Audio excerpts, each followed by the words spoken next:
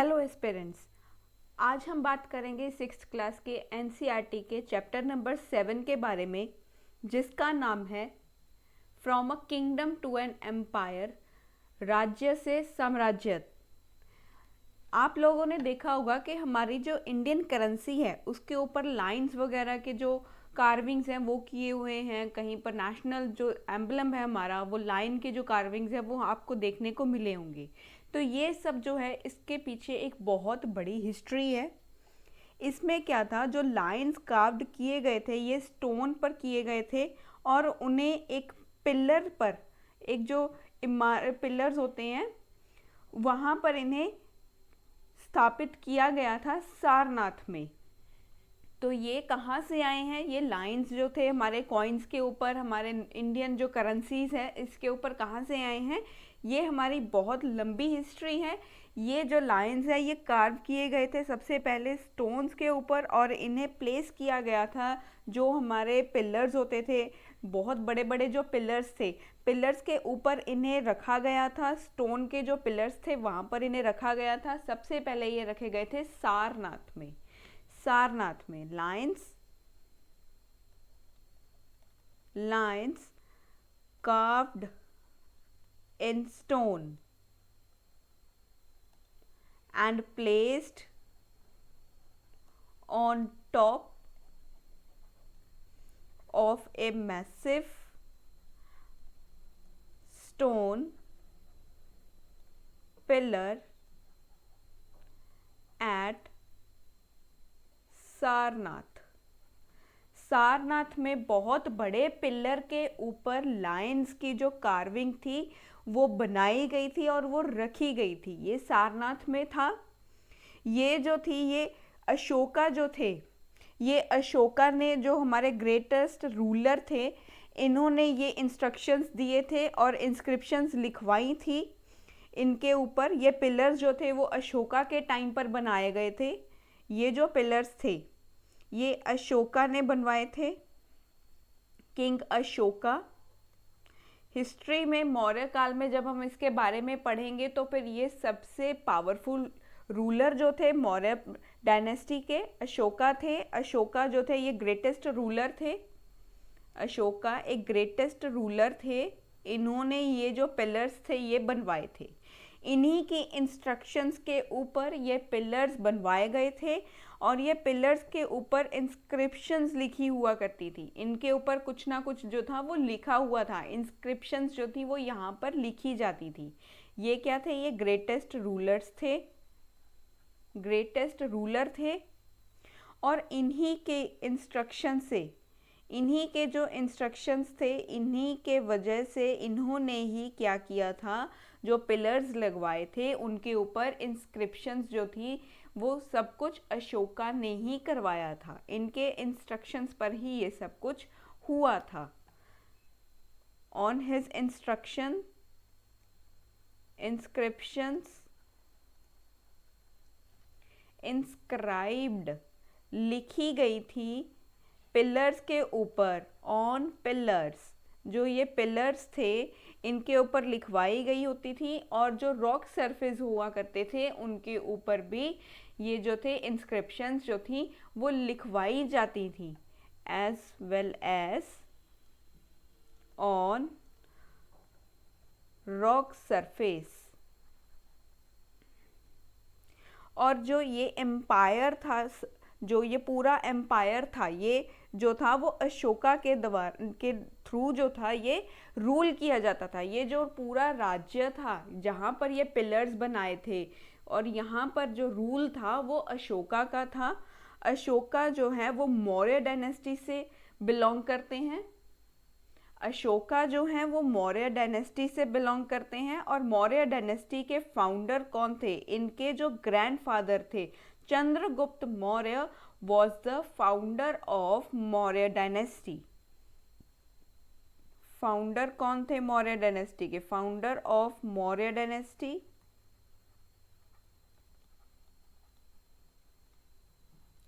Founder कौन थे Maurya dynasty के, चंद्रगुप्त मौर्य। चंद्रगुप्त मौर्य चंद्रगुप्त मौर्य फाउंडर थे मौर्य डायनेस्टी के, ये जो थे ये इसके फाउंडर थे। और ये चंद्रगुप्त मौर्य कौन थे? चंद्रगुप्त मौर्य ग्रैंडफादर थे, ग्रैंडफादर थे किनके? अशोका के, grandfather of Ashoka, grandfather of Ashoka. और अशोका ने ही ये जो पिलर्स थे वो बनवाए थे सारनाथ में, और इन पिलर्स के ऊपर इन्होंने इंस्क्रिप्शंस जो थी वो लिखवाई हुई थी, और जो रॉक सरफेस हुआ करते थे उनके ऊपर भी इंस्क्रिप्शंस जो थी वो लिखी जाती थी। चंद्रगुप्त जो थे, अब चंद्रगुप्त कौन थे? ये जो चंद्रगुप्त थे, चंद्रगुप्त मौर्य जो थे, इनका एक एडवाइज़र हुआ करता था, इनका एक सपोर्टर हुआ करता था, जिनकी वजह से इन्होंने ये इतना बड़ा साम्राज्य जो था वो बनाया। मौर्य डायनेस्टी जो थी, इन्होंने इनकी फाउंडर जो थे वो चंद्रगुप्त मौर्य थे। तो किनकी वजह से चंद्रगुप्त मौर्य जो थे इन्होंने इतना बड़ा साम्राज्य बनाया? इनके जो सपोर्टर थे, चंद्रगुप्त मौर्य के जो सपोर्टर थे वो कौन थे? चंद्रगुप्त के सपोर्टर थे एक वाइज मैन, एक वाइज मैन जिन्हें चाणक्य भी कहा जाता है, चाणक्य, या इन्हें हम कौटिल्य भी कहते हैं, या इन्हें हम कौटिल्य भी कहते हैं। जो कौटिल्य थे वो चंद्रगुप्त के एक सपोर्टर थे, मार्गदर्शक थे, जिन्होंने इन्हें गाइड किया। जो चाणक्य थे इन्होंने चंद्रगुप्त को गाइड किया, तो ये इनके सपोर्टर थे। जो चाणक्य के आइडियाज़ थे, जो इनके जो भी विचार थे चाणक्य के, वो किस में शामिल हैं? जो चाणक्य के आइडियाज़ हुआ करते थे, जो इन्होंने आइडियाज़ दिए या इन्होंने जो भी रणनीति बनाई, वो सारी की सारी एक बुक है, उसका नाम है अर्थशास्त्र, अर्थशास्त्र, अर्थशास्त्र की एक बुक है। इसमें इनके सारे जो आइडियाज़ थे, इनकी विचार जो थी, वो सब इस बुक में लिखी गई हैं। वो सब जो हैं वो इस बुक में, अर्थशास्त्र जो बुक है, इसमें चाणक्य के आइडियाज़ लिखे हुए हैं। और बहुत सारी जो सिटीज़ थी इस एम्पायर में जो थी वो भी इसमें इंक्लूड की गई हैं, और यहाँ पर जो थी हमारे कैपिटल्स भी रही हैं। ये जो मौर्य डायनेस्टी थी इसकी कैपिटल्स भी थी, जैसे हमने पढ़ा है भी, जो सबसे बड़े एम्पायर जब बनते थे तब उनके महाजनपद जब बने थे तब उनके पास कैपिटल्स थी। ये बहुत बड़ी डायनेस्टीज थी तो इनके पास भी कैपिटल हुआ करती थी, तो इनके पास भी कैपिटल्स हुआ करती थी। बहुत सारी जो सिटीज़ थी वो इस एम्पायर में आती थी। सेवरल सिटीज़ जो थी, बहुत सारी जो सिटीज़ थी वो इस एम्पायर में आती थी, वो इस जो एम्पायर था इसमें आती थी। और यहाँ पर क्या था? और यहाँ पर हमने देखा यहाँ पर कैपिटल्स भी थी। And these include capital, and these include capital. यहाँ पर कैपिटल कौन कौन सी थी? एक तो थी पाटलिपुत्र, दूसरी थी हमारे पास तक्षशिला, और तीसरी थी उज्जैन, ये जो थी हमारे पास, ये 3 कैपिटल्स थी यहाँ पे, क्योंकि बहुत बड़ा साम्राज्य था ये। मौर्य डायनेस्टी का, मौर्य काल का सबसे बड़ा जो था ये साम्राज्य था, तो इसके पास जो थी 3 कैपिटल्स हुआ करती थी। ये जो 3 कैपिटल्स थी, ये मैप में एक बार दिखा देती हूँ यहाँ पे बना करके। यहाँ पर जो हुआ करता था, यहाँ पर था हमारा पाटलिपुत्र। आप बुक में भी ये मैप देख सकते हैं, वहाँ पर भी ये मेंशन्ड है। यहाँ पर हुआ करता था तक्षशिला, और यहाँ पर जो था, यहाँ पर उज्जैन था, और ये इम्पॉर्टेंट सिटीज़ थी हमारी। तक्षशिला, पाटलिपुत्र, उज्जैन, ये हमारी इम्पॉर्टेंट सिटीज़ थी। ये क्या थी? इम्पॉर्टेंट सिटीज़ थी ये हमारी। और ये क्या थी? ये कैपिटल थी। जो तक्षशिला था, ये जो था ये गेटवे था to north west including central Asia. ये एक गेटवे था, गेटवे टू नॉर्थ वेस्ट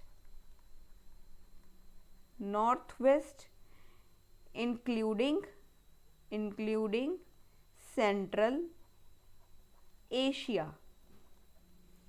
ये एक गेटवे था। और उज्जैन कहाँ पर था? ये लाई कर रहा था route from north to south India. ये कहाँ पर लाई कर रहा था? Lie on route to north to south India. जैसे कि आप देख रहे हो ये जो है उज्जैन यहाँ पर है, यहाँ से हमारा नॉर्थ जो था वो यहाँ पर लाई कर रहा था और यहाँ पर जो था वो साउथ इंडिया था। तो ये इसके रूट में था। यहाँ पर जो था उज्जैन आता था, इसके रूट के बीच में क्या आ रहा था? उज्जैन आ रहा था। तो यहाँ पर कौन कौन से तरह के लोग रहते थे? यहाँ पर मर्चेंट्स भी रहा करते थे, यहाँ पर ऑफिशियल्स भी रहा करते थे और यहाँ पर क्राफ्ट्स पर्सन भी रहा करते थे।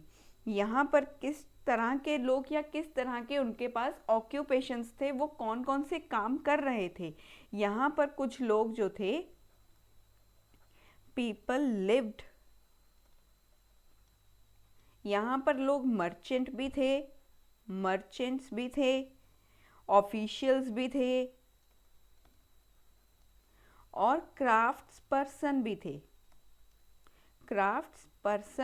भी थे जो इन शहरों में, ये जो बड़े बड़े शहर थे यहाँ पर रह रहे थे। ये लोग यहाँ पर कुछ मर्चेंट्स रहते थे, ऑफिशियल्स रहते थे, क्राफ्ट्स पर्सन रहते थे और यहाँ पर गांव भी हुआ करते थे। शहर है, शहर के साथ साथ गांव भी थे। और गांव में कौन रहता था? गांव में, विलेजेस में कौन रहता था? विलेजेस में रहते थे फार्मर्स एंड हर्डर्स। ये जो थे इन एरियाज में कौन रहता था? विलेजेस के एरियाज में कौन रहता था? फार्मर्स रहते थे, हर्डर्स रहते थे। और यहाँ पर कुछ एरिया में सेंट्रल इंडिया के एरिया में यहाँ पर कुछ लोग जो थे वो जंगल वगैरह में भी रह रहे थे। वो जंगलों में भी अपना जीवन जो था वो व्यतीत कर रहे थे। यहाँ पर कुछ एरियाज में, सम एरियाज, जैसे सेंट्रल इंडिया, जो सेंट्रल इंडिया का एरिया था यहाँ पर जंगल में भी लोग रहते थे। Central India, there were forests, यहाँ पर जंगल हुआ करते थे और जो लोग थे यहाँ पर जाकर के जो फॉरेस्ट प्रोड्यूस हुआ करता था, जैसे कि लकड़ियाँ वगैरह या फ्रूट्स वगैरह, ये भी लेकर आया करते थे और कुछ लोग वहाँ पर रह भी रहे थे कुछ लोग।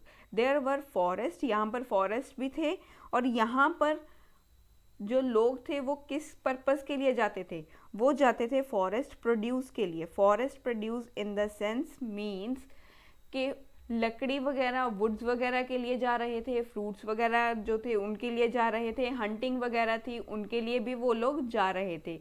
फॉरेस्ट प्रोड्यूस में हम इंक्लूड करते हैं वुड की जो उनकी कंजप्शन थी उसके लिए, फ्रूट्स की कंजप्शन के लिए और एनिमल्स की हंटिंग के लिए। और एनिमल्स को वो एज अ फूड के पर्पस से यूज़ करते थे।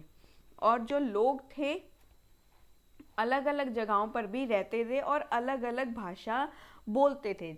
यहाँ पर डाइवर्सिटी थी, अगर वो लोग रह रहे थे वहाँ पर अलग अलग जगहों पर रहने के कारण उनके बोलचाल में भी डाइवर्सिटी पाई गई थी। People living in different parts of the empire spoke different languages. जो लोग अलग अलग जगहों पर, इस पूरे एम्पायर में जब लोग अलग अलग जगहों पर रह रहे थे तो उनकी जो भाषा थी, उनकी बोलचाल थी, उसमें भी बहुत ज़्यादा डिफरेंसेस हुआ करते थे। people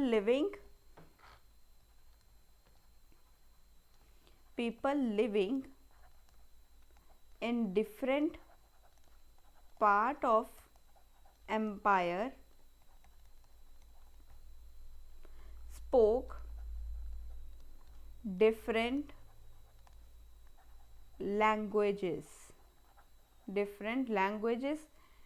अब ये बोलचाल में इनके फ़र्क था, इनके डिफरेंसेस थे कि बहुत अलग अलग जो भाषाएं थी ये बोल रहे थे, और साथ ही साथ इनके जो खाने का स्टाइल था, जो ये चीज़ें खा रहे थे, इनके खाने के स्टाइल में भी बहुत ज़्यादा वेरिएशंस थी।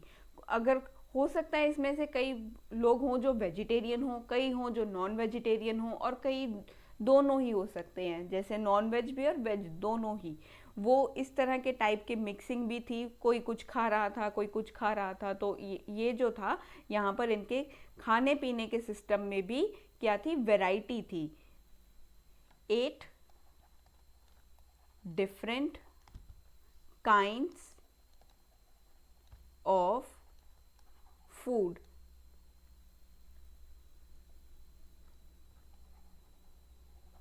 जैसे आज हमारे टाइम में अगर हम देखें तो फिर हमारे पास वैरायटी ऑफ फूड है, जैसे कोई चाइनीज़ लाइक करता है, कोई इंडियन जो डिशेस होती है वो उनको लाइक करता है, किसी को साउथ इंडियन खाना बहुत अच्छा लगता है। तो ये जो है हमारे पास वैरायटीज़ थी। इसी टाइप से इनके पास भी क्या हुआ करती थी, डिफरेंट काइंड्स ऑफ फूड हुआ करते थे। जो लोग थे वो अलग अलग टाइप के जो फूड्स थे, सबकी लाइकिंग अलग अलग हुआ करती थी। और इनके पहनने का स्टाइल, कपड़े पहनने का जो स्टाइल था वो भी बहुत ही अलग हुआ करता था। जैसे आज हमारे देखा जाए तो हमारे इंडिया में डाइवर्सिटी है, यहाँ पर अलग अलग भाषा के लोग रहते हैं, और अलग अलग जो है उनके ट्रेडिशंस हैं, उनके कल्चर अलग अलग हैं। हमारे कपड़े पहनने का स्टाइल किसी का किस टाइप से हो सकता है, किसी का किस टाइप से हो सकता है, किसी को वेस्टर्न अच्छा लगता है, किसी को एथनिक वेयर करना अच्छा लगता है। तो ये जो चीज़ें हैं ये हमारी आज भी डिफरेंट हैं, और तब भी हमारी क्या हुआ करती थी, तब भी ये डिफरेंट ही थी। तब भी जो लोग थे वो अलग अलग तरह की चीज़ें खा रहे थे, अलग अलग तरीके से जो कपड़े थे उनको पहन रहे थे, एंड वोर different kind of clothes. Diversity थी इनके खाने में, इनके बोलने के तरीके में, और इनके कपड़े पहनने के तरीके में भी यहाँ पर डाइवर्सिटी थी।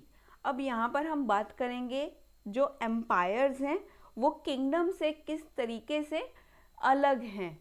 How empires different from kingdoms. How empire different from kingdoms. How empire different from kingdom। जो एम्पायर था, एम्पायर किंगडम से जो था वो किस तरीके से डिफरेंट था, वो किस तरह से इससे अलग था। तो जैसे कि एम्पायर था, एम्पायर को चलाने के लिए बहुत सारे रिसोर्सेज की ज़रूरत होगी, क्योंकि एम्पायर जो होता है वो बहुत ही बड़ा होता है। एम्पायर जो होता है वो बहुत बड़ा होता है। एम्पायर बड़ा होता है किंगडम के कंपैरेटिव। किंगडम जो होता है वो छोटा होता है, और एम्पायर जो होता है वो बहुत बड़ा और बहुत ही वास्ट होता है। Empire need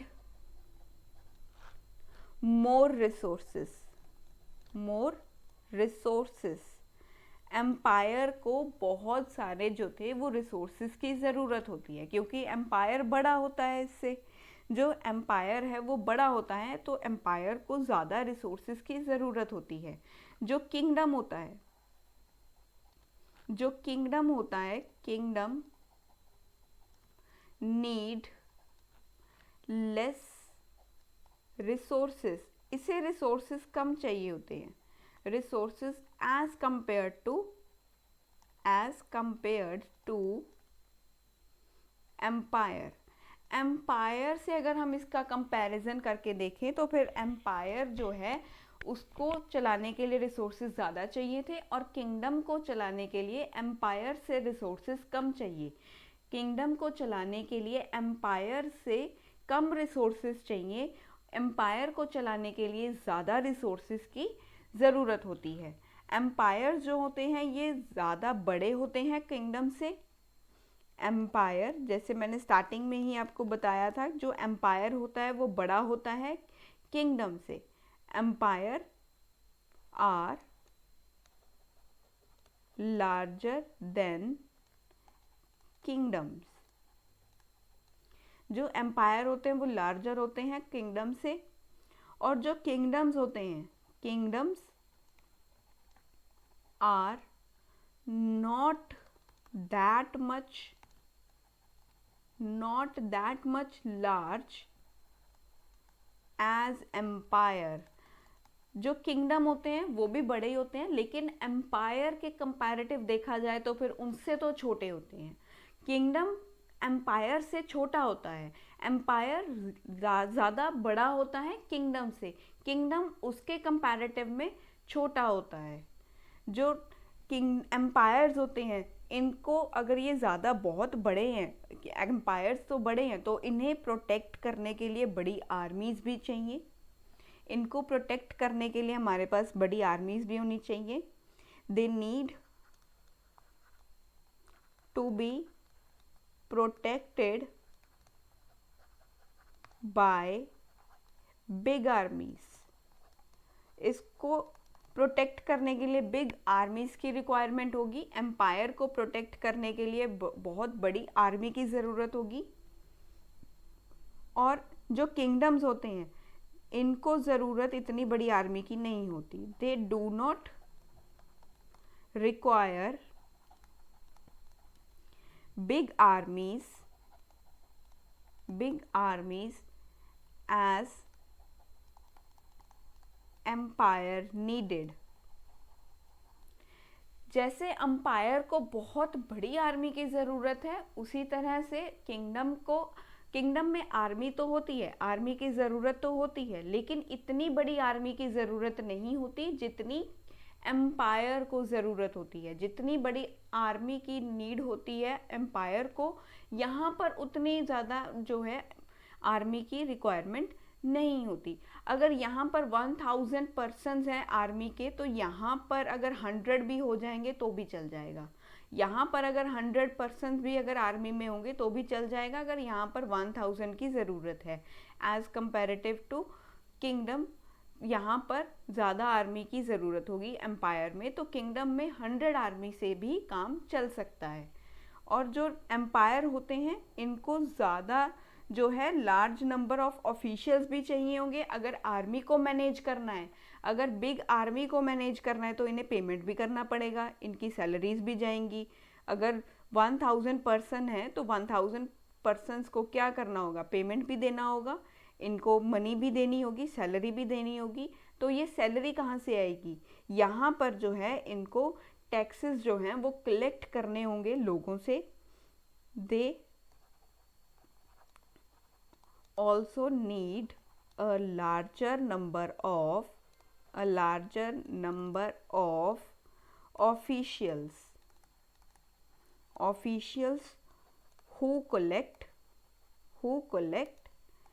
taxes।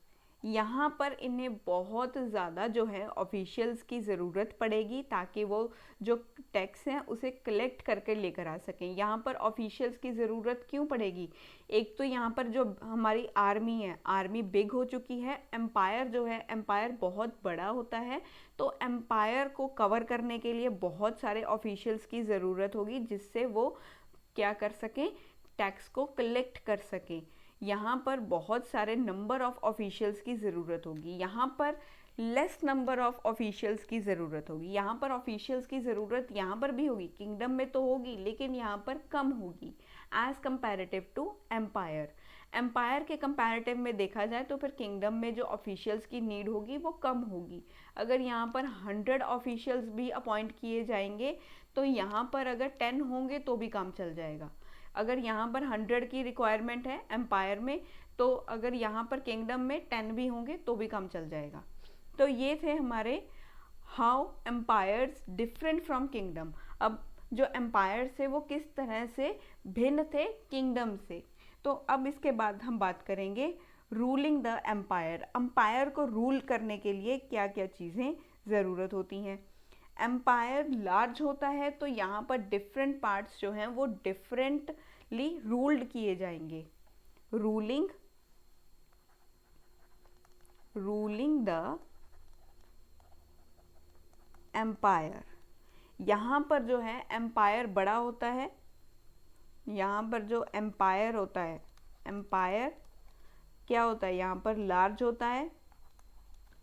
और यहाँ पर जो इसके अलग अलग पार्ट्स होते हैं, डिफरेंट पार्ट्स जो होते हैं वो रूल किए जाते हैं, रूल्ड बाय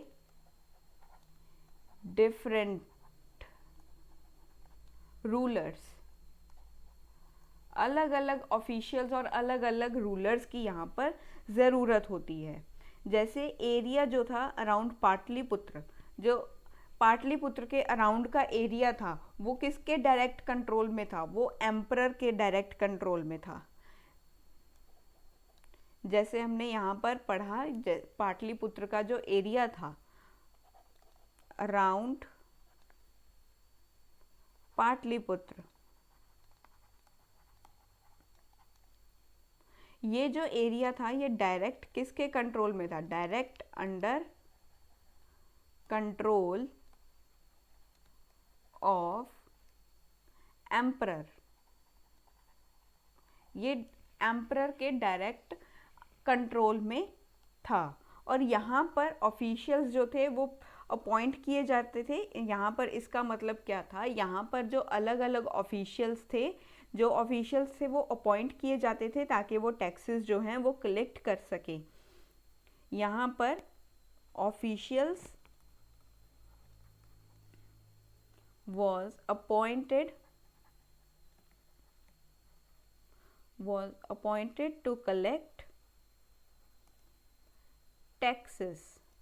जो यहाँ पर ऑफिशियल थे वो अपॉइंट किए जाते थे ताकि वो टैक्सेस को कलेक्ट कर कर लेकर आ सके। यहाँ पर टैक्स किसके ऊपर लगता था, टैक्स लगता था यहाँ पर किसके पास से वो टैक्स कलेक्ट करके लेकर आते थे, टैक्स लगता था फार्मर्स पर। फार्मर्स जो थे वो टैक्स पे करते थे, फार्मर्स करते थे, हर्डर्स करते थे, और जो क्राफ्ट्स पर्सन होते थे वो करते थे, क्राफ्ट्स पर्सन। एंड जो ट्रेडर्स हुआ करते थे, ट्रेडर्स जो हुआ करते थे वो भी यहाँ पर क्या करते थे, वो टैक्स पे करते थे। Farmer, herders, craft person and traders who lived in villages and towns. जो विलेजेस में, गाँव में और टाउन्स वगैरह में रह रहे थे वो लोग क्या करते थे, वो लोग जो टैक्स थे वो पे करते थे। Traders who live in villages and towns, who lived in villages and towns. जो ऑफिशियल्स हुआ करते थे उन्हें पनिशमेंट भी दी जाती थी अगर वो रूलर के ऑर्डर को ओबे नहीं करते थे, रूलर की बात को नहीं मानते थे। और इनको जो थी ऑफिशियल्स को वैसे सैलरीज वगैरह भी दी जाती थी। ऑफिशियल्स जो हुआ करते थे इनके ऊपर सबसे इम्पॉर्टेंट बात ये है भी, ये जो ऑफिशियल्स थे इनको सैलरी भी दी जाती थी और इनके ऊपर बहुत ज़्यादा नज़रबंदी भी की जाती थी। ये जो थी इनके ऊपर नज़र रखी जाती थी, कड़ी नज़र रखी जाती थी ताकि ये जो थे अपना काम प्रॉपरली कर पाएँ। ये अपना काम प्रॉपर कर रहे हैं। जो रूलर हुआ करता था वो इनके ऊपर जो स्पाइस वगैरह होते हैं वो इनके ऊपर रखता था। वो इसके ऊपर जो थे पूरा इनका ध्यान रखते थे कि ये लोग जो थे ऑफिशियल्स अपना काम अच्छे से कर रहे हैं या नहीं कर रहे। अगर नहीं करते थे और रूलर की बात को नहीं मानते थे तो ये इनको पनिशमेंट भी दी जाती थी। तो ये जो ऑफिशियल्स थे इनको पनिशमेंट भी दी जाती थी अगर ये रूलर की जो बात है वो नहीं मान रहे, उनके ऑर्डर्स को नहीं फॉलो कर रहे, तो इन्हें पनिशमेंट भी दी जाती थी।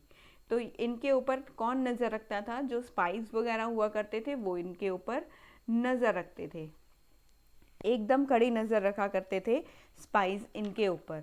और इसके बाद यहाँ पर हमने देखा बहुत अलग अलग जो एरियाज़ थे, अलग अलग एरियाज़ थे वो रूल किए जाते थे प्रोविंशियल कैपिटल्स से, जैसे कि तक्षशिला और उज्जैन। अलग अलग एरियाज़ को यहाँ से क्या किया जाता था, तक्षशिला और उज्जैन से कंट्रोल किया जाता था। इनके ऊपर जो था वो इनके ऊपर जो रूलर था वो कहाँ से रूल कर रहा था, वो तक्षशिला और उज्जैन से कर रहा था, जो कुछ हद तक पाटलिपुत्र से इन क्षेत्रों पर नियंत्रण रखा जाता था और राजकुमारों को गवर्नर बनाकर भेजा जाता था। यहाँ पर जो था तक्षशिला और उज्जैन से भी यहाँ पर लोगों पर शासक किया जाता था। अदर एरियाज वॉज रूल्ड, बाकी के जो बचे हुए एरियाज थे वो तक्षशिला और उज्जैन से क्या किए जाते थे, रूल किए जाते थे। इनके ऊपर शासक कहाँ से हो रहा था, तक्षशिला और उज्जैन से। Other areas was ruled from a provincial capital, provincial capital such as Takshila and Ujjain. कुछ हद तक पाटलिपुत्र से इन क्षेत्रों पर नियंत्रण रखा जाता था और राजकुमारों को गवर्नर बनाकर भेजा जाता था। यहाँ पर पाटलिपुत्र से भी कई क्षेत्रों के ऊपर नियंत्रण रखा जाता था। Some areas are ruled from Patliputra and the prince were sent to these areas in form of governor. Governor बना करके इन्हें यहाँ पर जो राजकुमार हुआ करते थे उनको गवर्नर बनाकर इन एरियाज में भेजा जाता था। जो मौर्यस थे इन्होंने कंट्रोल किया रोड्स के ऊपर, रिवर के ऊपर इनका कंट्रोल था। इन्होंने कौन कौन सी चीज़ों के ऊपर अपना कंट्रोल किया, अपना कब्जा जमाया, जहाँ से इनके पास ज़्यादा पावर आई, जहाँ से इनके पास बहुत ज़्यादा क्या आई, पावर आई थी। वो मौर्यस ने क्या ट्राई किया था, मौर्यस ने ट्राई किया ताकि ये कंट्रोल कर सकें रोड्स को, रिवर्स को। ये जो थे इनको ही ये क्यों कवर करना चाहते थे, इनके ऊपर ही क्यों अपना कब्जा जो था, इनके ऊपर अपना कंट्रोल क्यों जमाना चाहते थे। Mauryans tried to control roads and rivers. ये इनके ऊपर अपना कंट्रोल क्यों करना चाहते थे, क्योंकि ये एक क्या थे, ये इम्पोर्टेंट थे फॉर ट्रांसपोर्ट। यहाँ से ट्रांसपोर्ट जो था वो बहुत ही ज़्यादा हो रहा था, यहाँ ये इम्पोर्टेंट थे ट्रांसपोर्ट के लिए। एंड कलेक्ट करने के लिए जो भी इन्हें रिसोर्सेज चाहिए हुआ करते थे, वो वहाँ पर यहाँ से कलेक्ट करना इन्हें ईजी था। And collect whatever resources were available as tax and tribute. और ये लोग यहाँ से जो भी चीज़ें हुआ करती थी उन्हें टैक्स के फॉर्म में, ट्रिब्यूट के फॉर्म में यहाँ से ले लिया करते थे। जो भी चीज़ अवेलेबल थी यहाँ पर, कोई भी रिसोर्स, कोई भी चीज़ यहाँ पर अवेलेबल हो, ये लोग यहाँ से उसे टैक्स के रूप में या एक ट्रिब्यूट के रूप में ले लिया करते थे। तो इसी वजह से मौर्यंस ने ये सोचा कि यहाँ पर हमारा कंट्रोल होना चाहिए, रोड्स और रिवर्स के ऊपर हमारा कंट्रोल होना चाहिए। और ये इम्पॉर्टेंट था ट्रांसपोर्ट के लिए। ट्रांसपोर्ट, व्यापार जो था वो यहीं से ट्रांसपोर्ट हो रहा था। और ये सब सारी जो चीज़ें थी ये एक इम्पॉर्टेंट फैक्टर बन गई इनके कंट्रोल का, ये इम्पॉर्टेंट फैक्टर कंट्रोल का बन गई। अकॉर्डिंग टू अर्थशास्त्र, north west important for blankets.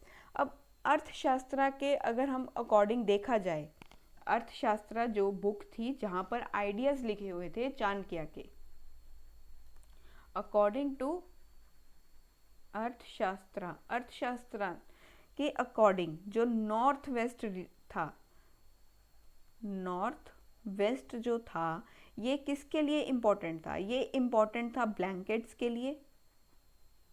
North west जो था वो इम्पोर्टेंट था ब्लैंकेट्स के लिए। साउथ इंडिया जो था, साउथ इंडिया, ये इम्पॉर्टेंट था गोल्ड एंड प्रीशियस स्टोन्स के लिए, बहुमूल्य पत्थर जो थे उनके लिए, gold and precious stones. And these resources जो थे, ये जो रिसोर्सेज थे, अब these resources collected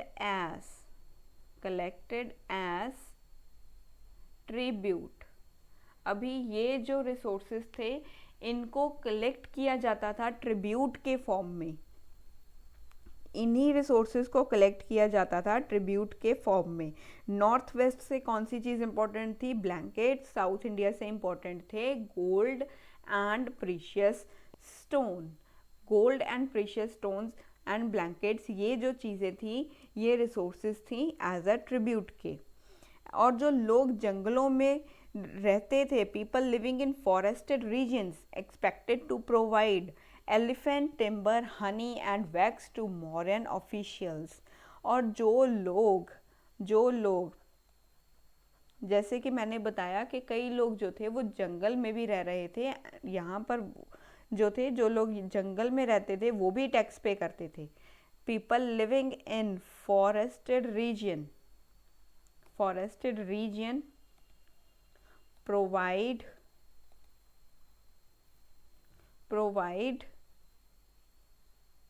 क्या प्रोवाइड कर रहे थे?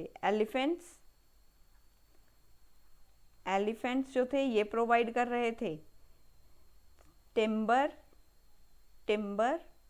हनी एंड वैक्स जो थी, ये सब चीज़ें क्या कर रहे थे? प्रोवाइड कर रहे थे। किसको प्रोवाइड कर रहे थे? Region provided elephant, timber, honey and wax to Mauryan officials. जो मौर्यन ऑफिशियल्स थे उनको ये सारी चीज़ें क्या की जाती थी? प्रोवाइड की जाती थी। एलिफेंट्स प्रोवाइड किए जाते थे, टिम्बर दी जाती थी, हनी दिया जाता था और वैक्स जो था वो इन्हें प्रोवाइड करवाया जाता था। तो ये जो चीज़ें थी ये भी एज अ ट्रिब्यूट और एज अ टैक्स के फॉर्म में जो लोग फॉरेस्ट के रीजन में रह रहे थे वो ये सारी चीज़ें मॉडर्न ऑफिशियल्स को पे कर रहे थे।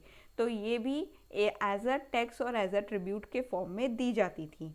तो अब हम बात करेंगे अशोका के बारे में। अशोका जो थे उनके बारे में अब हम बात करेंगे। Ashoka unique ruler. ये जो थे अशोका बहुत ही क्या थे? पावरफुल रूलर हुआ करते थे। तो अब हम अशोका के बारे में बात करेंगे। अशोका जो थे ये बहुत फेमस मौर्यन रूलर थे। अशोका जो थे फेमस मौर्यन रूलर थे जो फर्स्ट रूलर थे जिन्होंने मैसेजेस जो थे पीपल को, लोगों को यहाँ पर दिए। यहाँ पर इन्होंने इंस्क्रिप्शंस दिए, यहाँ पर लोगों को इन्होंने मैसेजेस दिए। ये पहले इस तरह के रूलर थे, first ruler who tried to take his message to people through inscription। ये अपना संदेश या अपने जो ऑर्डर्स वगैरह थे ये सबसे पहले इन्होंने ये सब चीज़ें स्टार्ट की थी।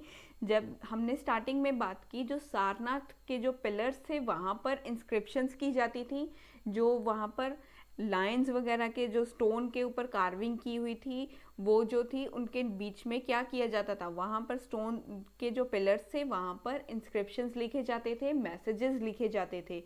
जो किसके, जो कौन देता था उनको, ये वाले जो ऑर्डर्स थे, हमारे जो मैसेजेस हमने देखे, ये जो कौन देता था, ये देते थे अशोका जो थे मैसेजेस देते थे।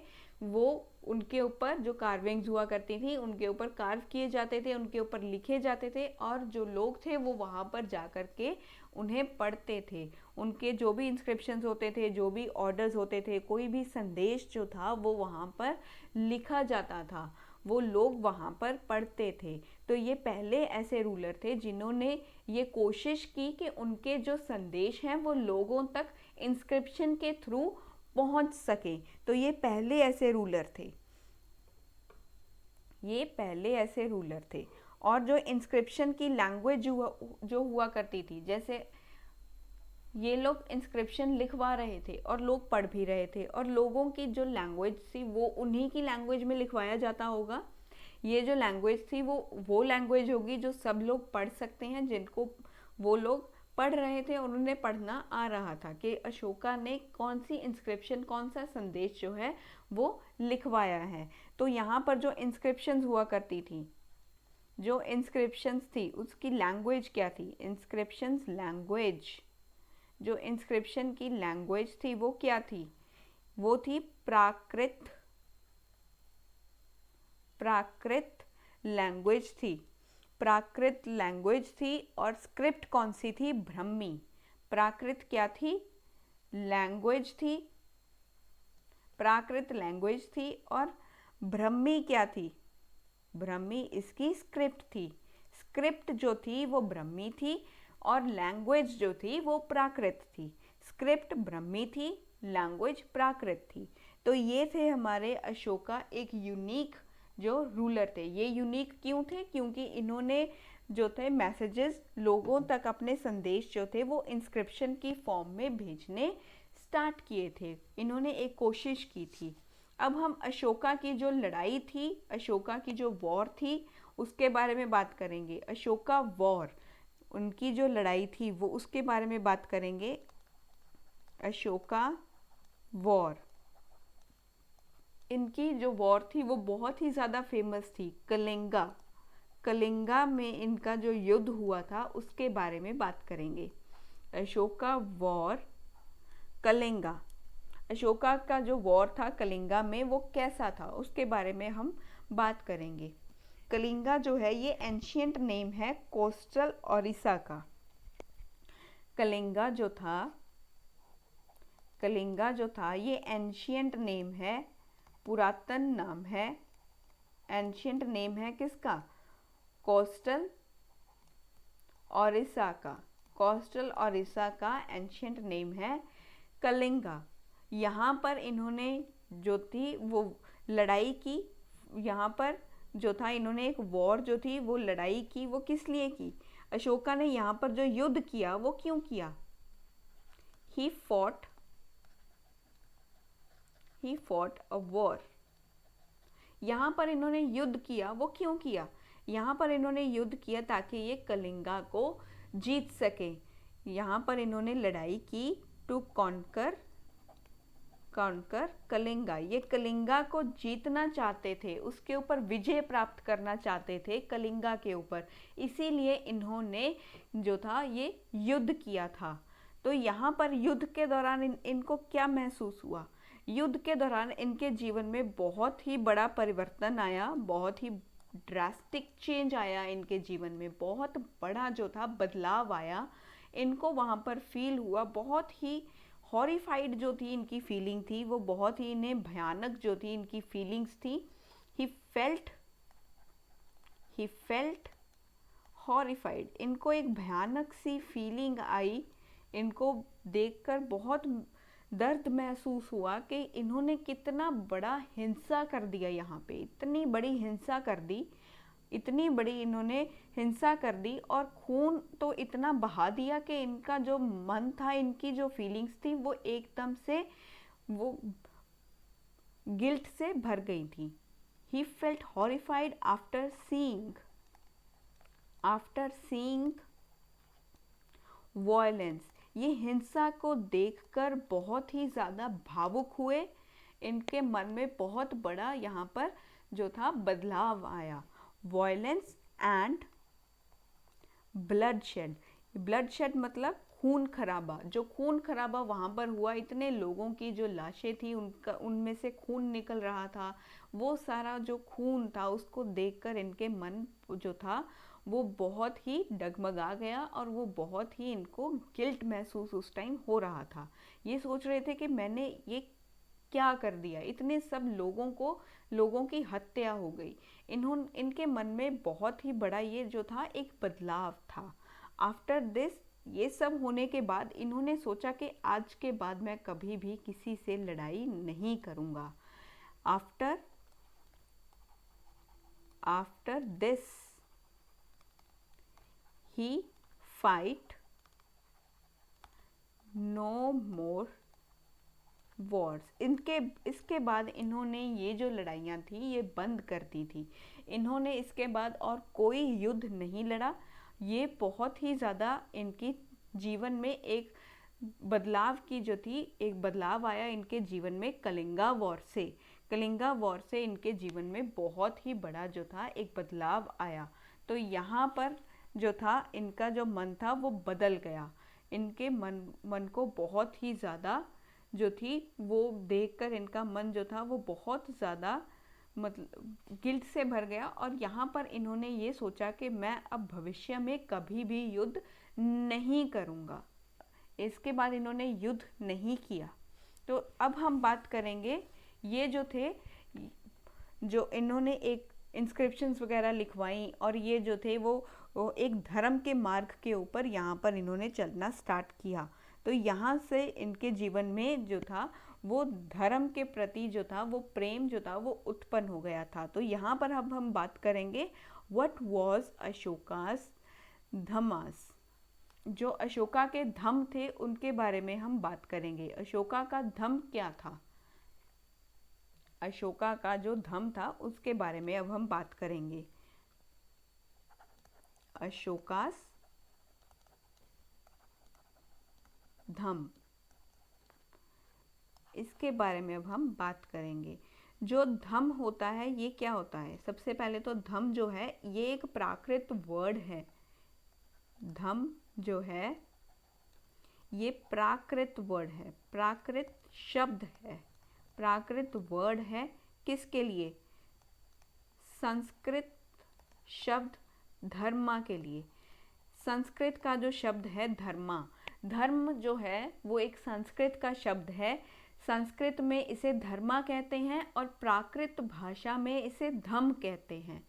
इसे प्राकृत भाषा में धम्म कहते हैं। ये धम्म जो है प्राकृत भाषा का एक शब्द है और ये जो है किसके लिए यहाँ पर यूज़ किया गया है? ये जो संस्कृत वर्ड धर्मा है उसके लिए ये यहाँ पर यूज़ किया गया है।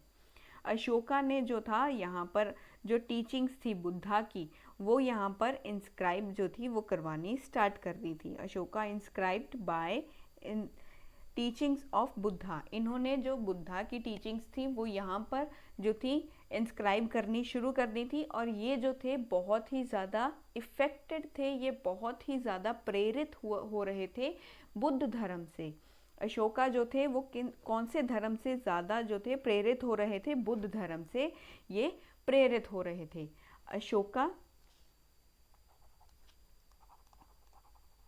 Ashoka inspired by teaching of Buddha. ये बुद्ध की जो शिक्षा थी, बुद्ध धर्म जो था उससे ये बहुत ज़्यादा प्रेरित हो रहे थे।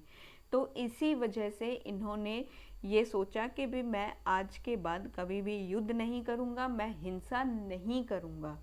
तो इसके बाद जो था इन्होंने ये because of religious diversity in his empire, यहाँ पर जो था इन्होंने क्या देखा, यहाँ पर इंस्क्रिप्शंस जो थी ये लिखवानी इन्होंने स्टार्ट कर दी थी। अपने राज्य में, अपने एम्पायर में इन्होंने इंस्क्रिप्शंस जो थी लिखवानी स्टार्ट कर दी थी। पर इनको ये महसूस हुआ भी जो इनका एम्पायर था, इनके एम्पायर में बहुत ही ज़्यादा डाइवर्सिटी थी। जैसे हमने बात किया सबसे स्टार्टिंग में ही, जो मौर्य डायनेसिटी थी यहाँ पर अलग जो थे वो लोग थे जो अलग भाषा बोल रहे थे, अलग तरह का खाना खा रहे थे, अलग तरह के कपड़े पहन रहे थे। तो यहाँ से हमने देखा कि यहाँ पर इनके पास डाइवर्सिटी थी। बिकॉज ऑफ डाइवर्सिटी, यहाँ पर अगर इन सब चीज़ों में डाइवर्सिटी थी तो फिर इनके जो था रिलीजियस जो बिलीफ थे उसमें भी डाइवर्सिटी होगी। जो ये मानता करते होंगे, जो गॉड वगैरह की ये पूजा कर रहे थे, तो उसमें भी यहाँ पर इनकी जो थी अलग अलग जो होंगी यहाँ पर डाइवर्सिटीज़ होंगी, कोई किसको मानता होगा, कोई किस धर्म को मानता होगा। तो ये जो थी यहाँ पर इनकी डाइवर्सिटी थी। ये डाइवर्सिटी की वजह से इसके राज्य में कॉन्फ्लिक्ट भी हुए थे बिकॉज ऑफ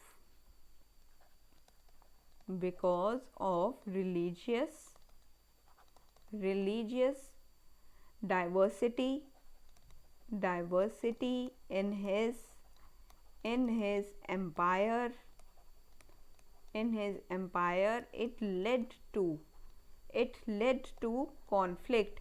यहाँ पर लोगों में मतभेद भी होने स्टार्ट हो गए थे क्योंकि उनके पास डाइवर्सिटी थी, रिलीजियलिस्टिक डाइवर्सिटी होने के कारण इसके एम्पायर में क्या होने लग गया था, मतभेद होने लग गए थे। तो यहाँ पर मतभेद होने स्टार्ट हो गए। तो यहाँ से इन्होंने क्या किया, यहाँ से इन्होंने एक सॉल्यूशन निकाला। यहाँ पर इनका ये सॉल्यूशन था कि जो लोग थे यहाँ पर, जो अलग अलग जो थे वो अलग अलग धर्म को मान रहे थे, तो इन सब की प्रॉब्लम को सॉल्व करने के लिए, इन सब की जो प्रॉब्लम थी इसको सॉल्व करने के लिए यहाँ पर इन्होंने किनको अपॉइंट किया, धम्म महात्मा को। जो धम्म महात्मा थे इनको इन्होंने अपॉइंट किया था। सो ही अपॉइंटेड, यहाँ पर इन्होंने किसको अपॉइंट किया था, ही अपॉइंटेड धम्मा महामतास को। धम्मा महामतास को इन्होंने क्या किया था, अपॉइंट करना स्टार्ट किया था। धम्मा महामतास कौन होते हैं, ये जो लोग, ये जो ऑफिशियल्स इसने जो अपॉइंट किए थे, ये जो ऑफिशियल्स थे ये क्या करते थे, ये जगह जगह जा कर के जो टीचिंग्स थी वो उसको बताते थे, जो शिक्षा थी उसको देते थे अबाउट धम्मा। ये मतलब धर्म के बारे में जो शिक्षा थी वो लोगों को दी जाती थी।